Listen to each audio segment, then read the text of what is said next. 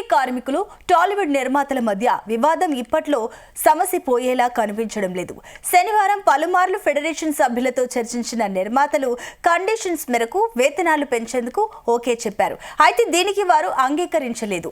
మొత్తం 3 విడతలుగా వేతనాలు పెంచాలని నిర్ణయించినట్టు ఫిలిం ఛాంబర్ కార్యదర్శి దామోదర ప్రసాద్ తెలిపారు.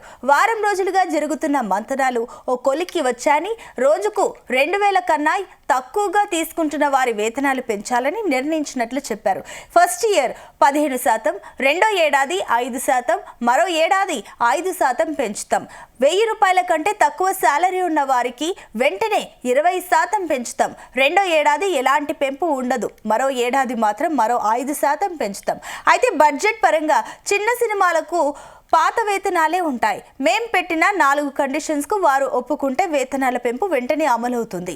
అర్హత కలిగిన కార్మికులకు తగిన వేతనం ఇవ్వాలనేది మా అభిప్రాయం.